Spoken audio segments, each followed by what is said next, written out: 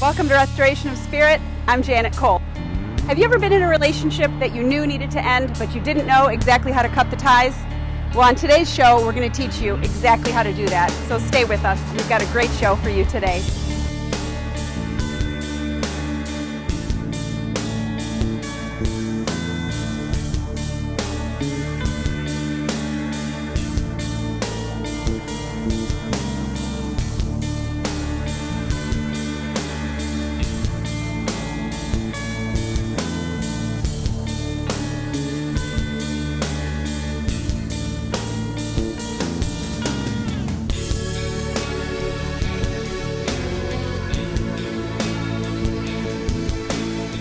Today we will be joined by Jennifer Angel, Self-Development Specialist. Jennifer is going to be telling us how to cut the ties in a relationship that needs to end. She'll be teaching us about the 7 chakras and taking us through a guided visualization on cutting of the ties. Welcome to the show, Jennifer. Hi, Janet. Hi. Great to be back. Well, today we're going to talk about cutting the ties, the relationship ties, and can you tell us how is a relationship tie different than a connection? Well, what happens, Janet, is we have 7 main meridian energy points in our body. I mean, if you go to an acupuncture, then he'll find, I don't know what the total amount is, but many. But we have 7 main, which we call the chakra points. So as we spend more time with people, and in this particular instance, we'll be talking about how to cut the love ties. However, you can use this exercise for all sorts of things, business relationships or even situations.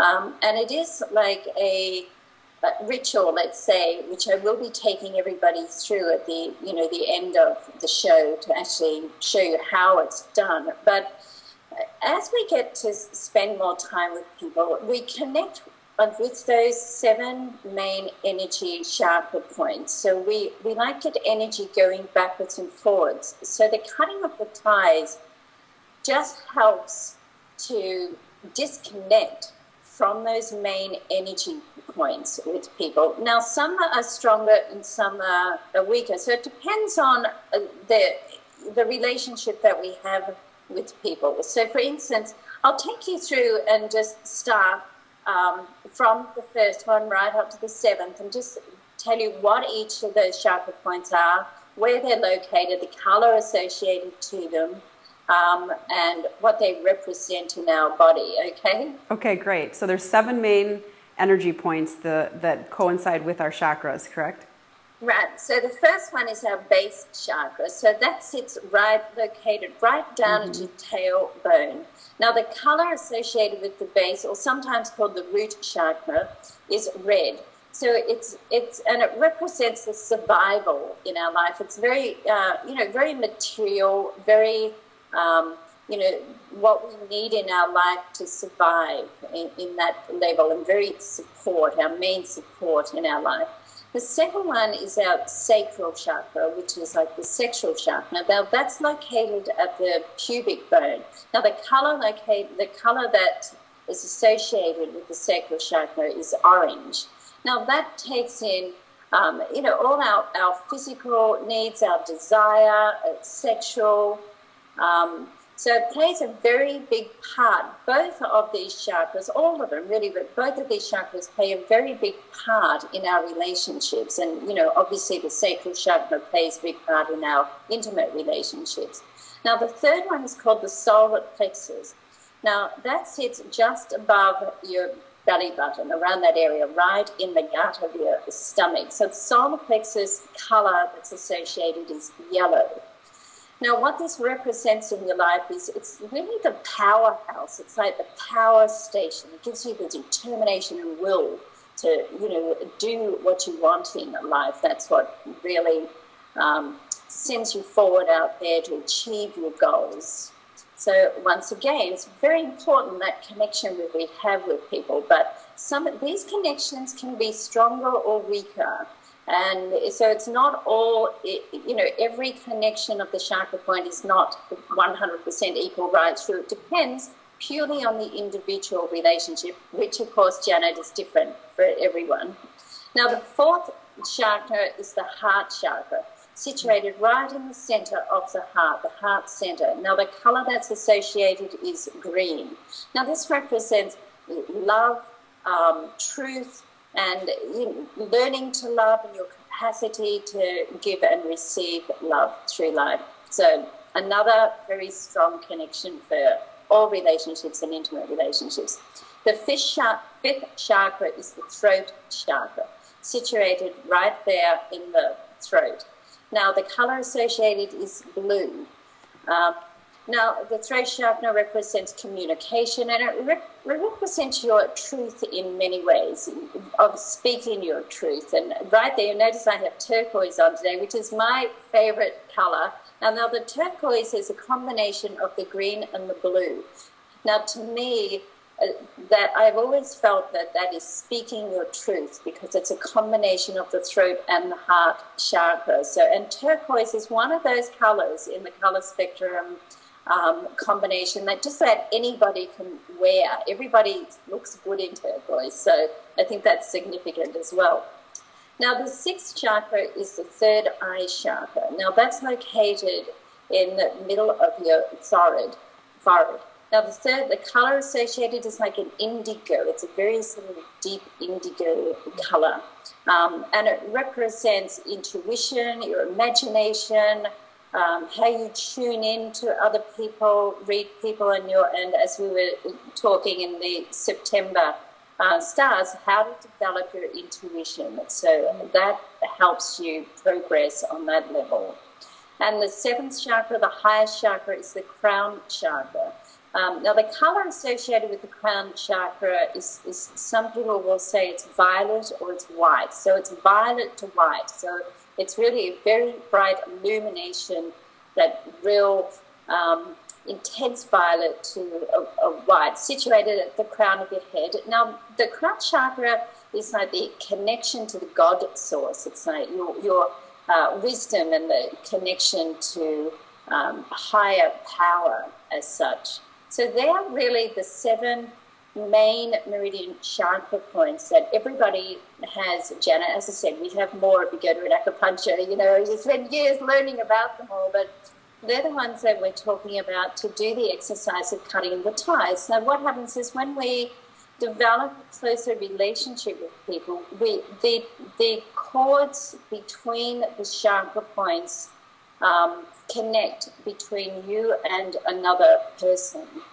So this is why sometimes when we finish a relationship, it can be difficult to, break free. And this is one of the reasons I believe that we have the on again, off again type relationships, because until we can really cut those ties, we're not really free. Of course, there's all sorts of reasons why it's difficult to.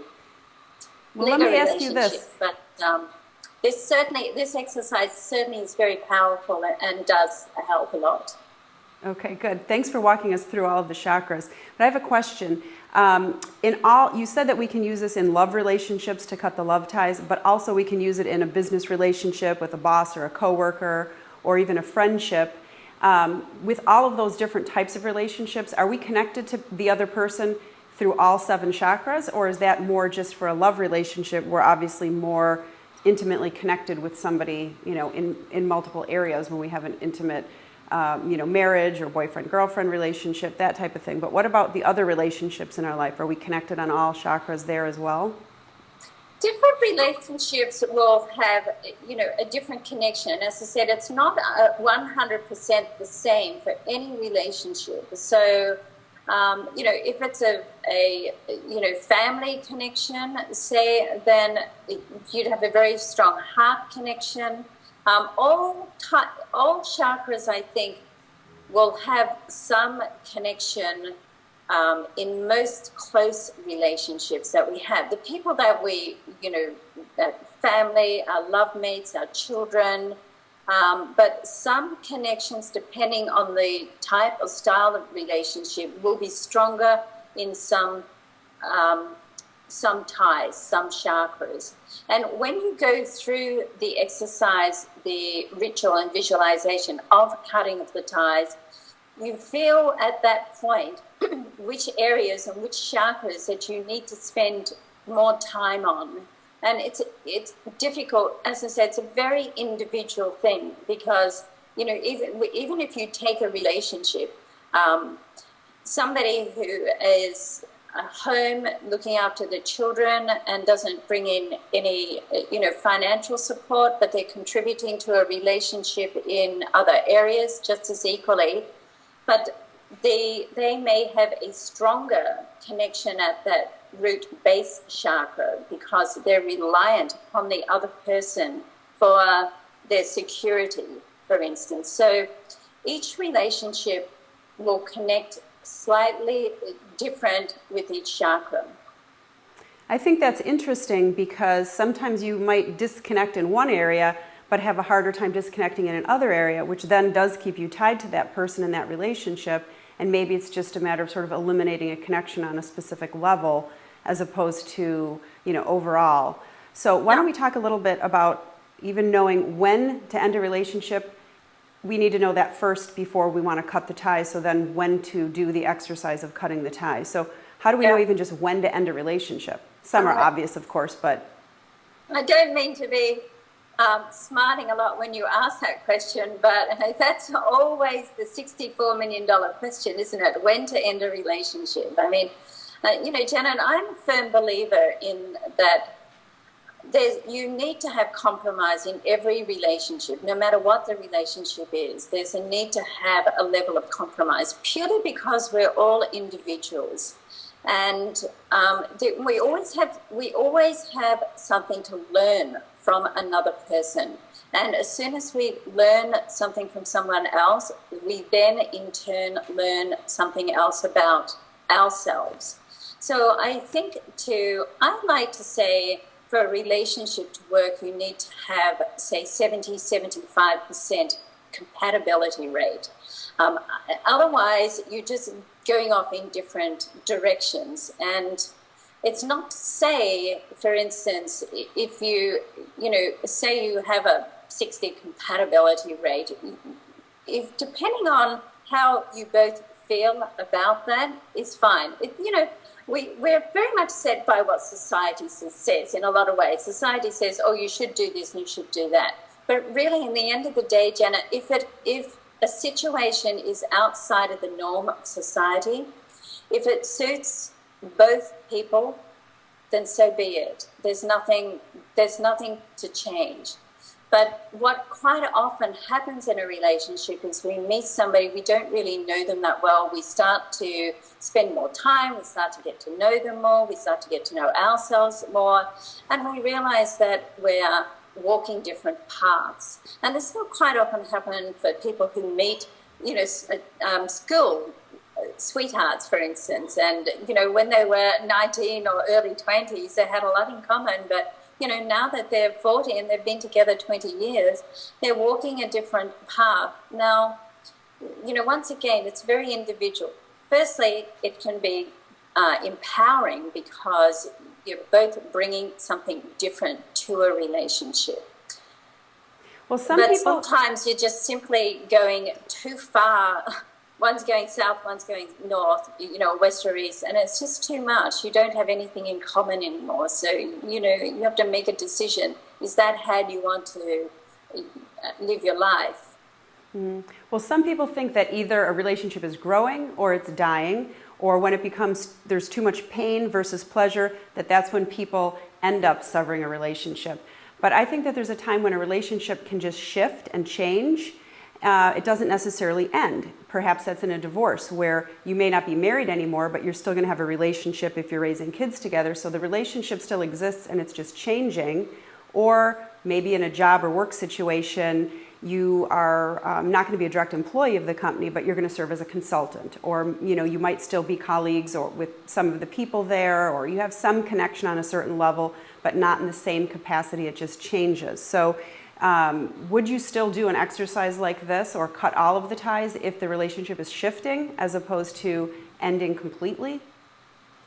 Well, this specific exercise is really to cut the ties. I mean, if the relationship is shifting, then at another day we can do and address that. I have like a whole balance, support, challenge, balance process which addresses that. But this particular exercise of cutting the love ties is when you want to totally break free.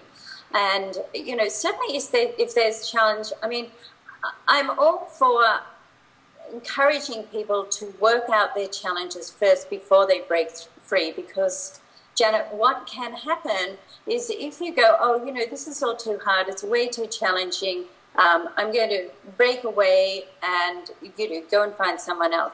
If people don't really deal with the challenges that they have in a relationship, then all too often, all we do is just get that same style of we attract that same style of relationships, all the same problems. We repeat they come to in learn a the lesson. disguise, but really they're all the same problems, so we have to deal with them again.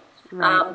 Now, coming to terms with them to get to the point of when do you totally break free, I think is when that you have come to terms with it, and there's no more charge, there's no more pushing buttons. You're at a point where you can go, well, you know what, this relationship doesn't suit me anymore for A, B, C. However, I can see how it has served me.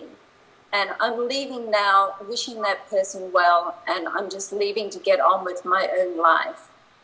Okay, so first of all, what I want you to do is to visualize that you're standing in your own circle of blue. So your own circle of power, and you're standing in like a blue circle of light. So it's like an illuminated light. Now, imagine that your partner or the person or situation that you want to break free of is standing opposite you, and they also are standing in their own blue circle of light. Now, one by one, starting at the base root chakra, start to connect a light cord that goes through. So on the base chakra, you'll visualize a blue light in the form of a cord connecting your root chakra to the other person's root chakra. Then go up to the sacral, sexual chakra, and I'll just repeat where these chakras are, even though you can go to the article and have a look. But the base chakra is right at the, right there at the base of your tailbone. And it's red, and the sacral chakra is orange, and it's into your pubic bone. So then the next cord you visualize coming through for the solar plexus, which is yellow just above your belly button. Then the heart, green, and the heart center. The throat, blue, and throat center. The third eye between your, in the middle of your brow, an indigo color, and finally your crown chakra. So now you have 7 blue illuminated lights connecting you and your partner or person you're doing the exercise with between your chakra points. So next, I want you to now, so you can just sit with that a while and just, feel comfortable with it. Now I want you to visualize that you have a big pair of scissors, almost like a big pair of gardening scissors. And one by one, we're going to cut through each of the chakra ties. So each of those blue illuminated ties. So starting at the base. So at the base, and we'll say a little, just a little type affirmation to send the person off when we're cutting the ties. So if we start at the base, so cut through, visualize that you're cutting through that blue cord that's connecting you at the base, and say, thank you for the support. I now release you to find your greatest good. And up to the next one, at the sacral, cut through. Thank you for your support and the physical connection. I now release you to find your greatest good. Solar plexus, which is all to do with the willpower and determination. Thank you for sharing my life. Cut through the cord. I now release you to find your greatest good. So the next one, the heart.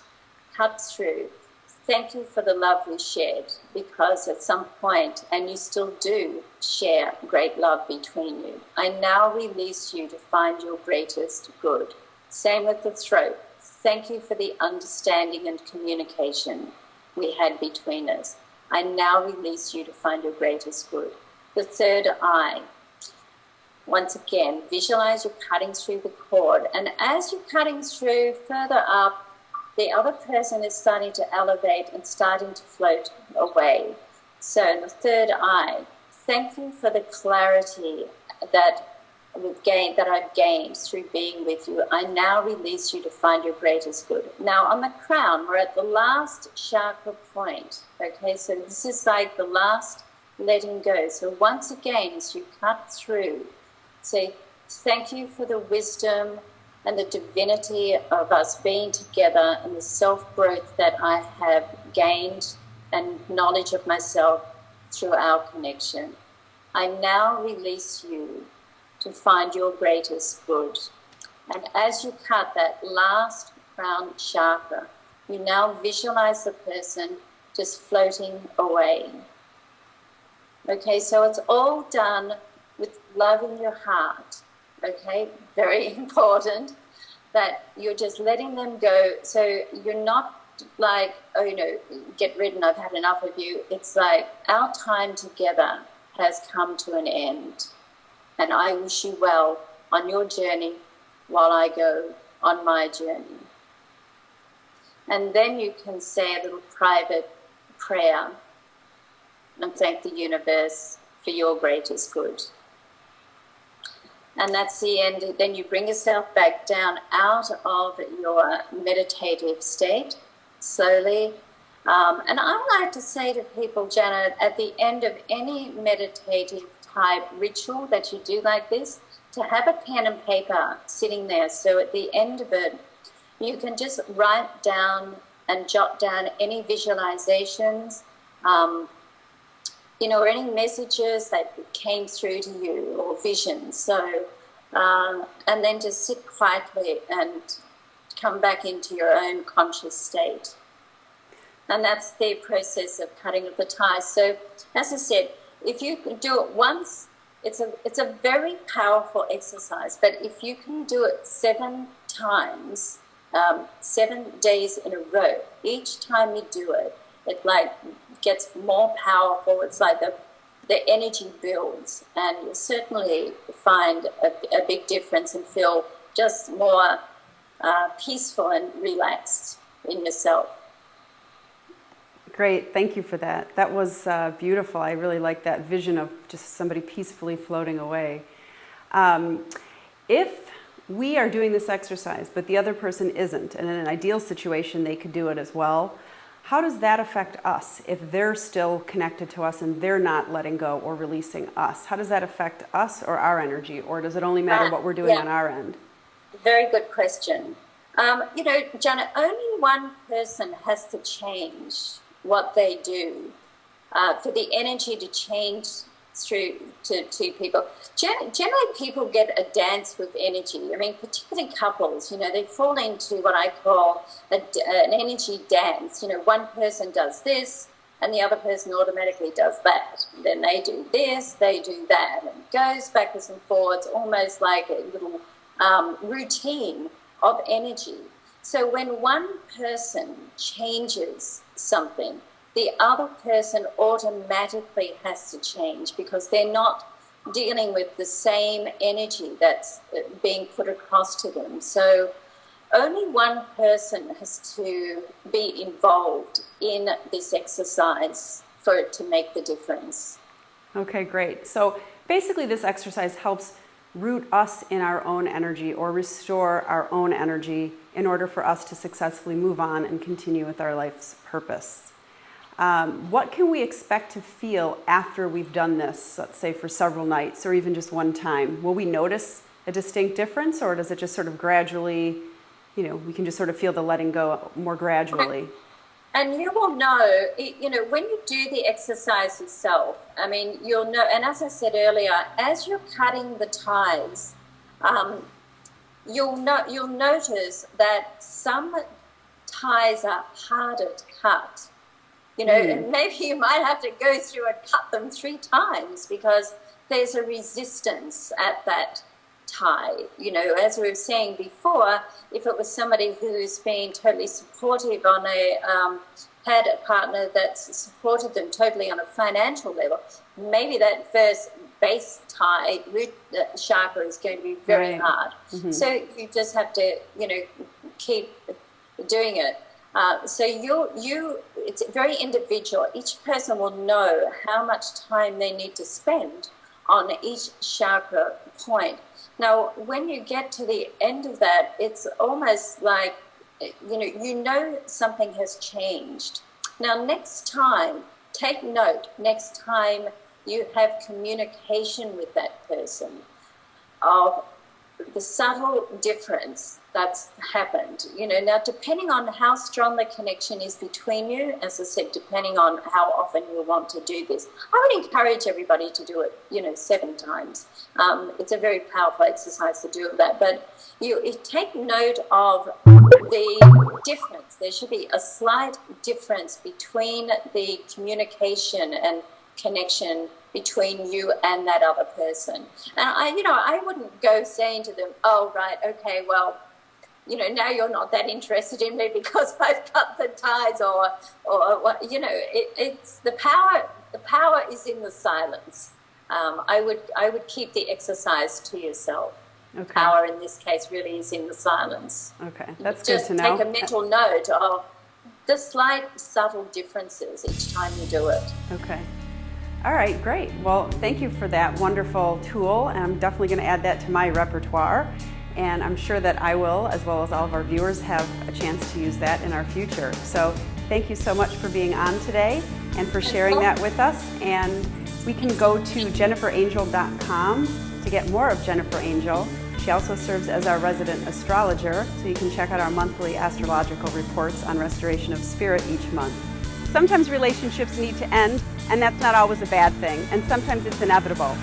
But the way that we choose to end those relationships is what's more important. We want to release people and send them off with peace and love, as opposed to resentment or any negative energy. When we do that, we restore our own energy, and we give them a boost of positive energy as well. And that's really what restoration of spirit is all about, revitalizing our own personal energy for personal growth, happiness, and fulfillment in life.